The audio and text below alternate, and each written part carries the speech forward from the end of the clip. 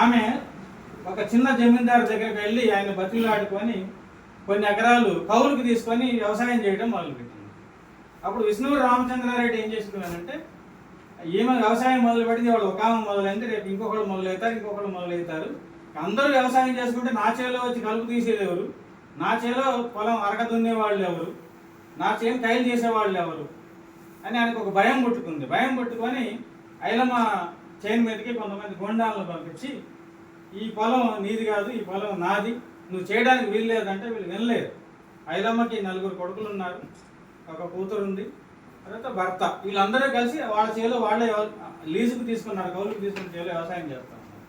ఆమె ఒప్పుకోలేదు అని అంటే ఆమె మీద గుండాలు పంపించాడు. గుండాలు పంపించినప్పుడు అప్పుడు సంఘం పేరుతో కమ్యూనిస్ట్ పార్టీ మీద నిషేధం ఉండేది, భారత కమ్యూనిస్ట్ పార్టీ మీద నిషేధం ఉండేది.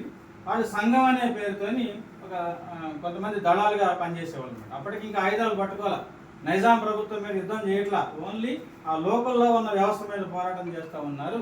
భీమిరెడ్డి నరసింహారెడ్డి ఆధ్వర్యంలో వాళ్ళ ఏరియాలో ఈ సంఘటన జరిగిన పాలకుర్తి ఏరియాలో వెళ్తున్నారు. భీమిరెడ్డి నరసింహారెడ్డి వల్లు స్వరాజ్యం వాళ్ళ నాయకత్వంలో సంఘం ఉండేది. వాళ్ళ దగ్గరికి వీళ్ళు వెళ్ళి, అయ్యా మా మీదకి జమీందారులు వస్తున్నారు, మమ్మల్ని కాపాడండి, వాళ్ళ నుంచి మమ్మల్ని కాపాడంటే మీ వెనక మేము ఉన్నాం, నిలబడండి, మీరు నిలబడండి, మేము నిలబడతాం, పోరాటం చేద్దామని చెప్పి నిలబడ్డారు.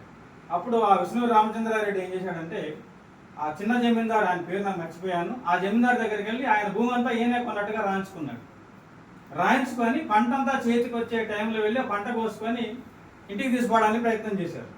అప్పుడు గుత్తపాల సంఘం అనేవాళ్ళు, గుత్తప అంటే మనందరికీ తెలుసు కదా, ఈ సంఘం అనేది ఏం చెప్పాయి కదా, ఈ సంఘం అనే కొంతమంది ఆయుధం అంటే ఏం లేదు, కర్రే, ఆ కర్రని గుత్తపాల సంఘం అని అప్పుడు ఉండేది. వాళ్ళందరూ బండ్ల మీద ఎత్తుకొని పోతా ఉంటే దుడ్డిగారులు పట్టుకొని వచ్చి వాళ్ళ మీద దాడి చేసి ఆ పంట మొత్తాన్ని ఐలమ్మ ఇంటికి చేర్చారు, ఆ గుత్తపాల సంఘం. అయితే నువ్వు నా సంఘాన్ని నా మీదకి తీసుకొస్తావా అని చెప్పి మళ్ళీ ఆ రౌడీలు కిరాయి మొక్కలు ఉండే వాళ్ళ జమీందారు చేతుల్లో వాళ్ళందరూ ఐలమ్మ ఇంటి మీద దాడి చేసి ఐలమ్మ కొడుకుని చంపేశారు, ఐలమ్మ కోడల్ని రేప్ చేశారు. ఆ ఐలమ్మ భర్తని, ఐలమ్మ మిగతా 2 కొడుకుల్ని తీసుకెళ్లి నల్గొండ జైల్లో పెట్టారు. ఆమె దడవలేదు. మామూలుగా ఈ రోజుల్లో అయితే మనం ఏమంటే భయపడతాం, ద్వారా నువ్వే తీసుకో, మొత్తం నాకేం వద్దులే, నాది కాదులే, నీదే కాదు పొలం, నీదే కాదు, మొత్తం వదిలేసుకుంటాం అన్నాడు. కానీ ఆమె దడవలేదు ఏమాత్రం. కమ్యూనిస్ట్ పార్టీ వెంట నడిచింది, 100 కిలోమీటర్లు దూరం నడిచి జైలుకి వెళ్ళి కూడా కలిసి వచ్చింది, దొరని ఎదిరించింది. ఆ ధైర్యం ఆ రోజుల్లో ఎవరు చేయాల. ఒక దొర మీదకి పోవడం అంటే మామూలు, ఒక సంఘం ప్రభుత్వం మీదకి పోవడం, అంత ధైర్యంగా నిలబడి మళ్ళీ కమ్యూనిస్ట్ పార్టీ ఆధ్వర్యంలో ఒక పెద్ద ప్రదర్శన చేస్తూ ఉంటే వాళ్ళు ఆ జమీందారు సైన్యం కాల్పులు జరుపుతారు.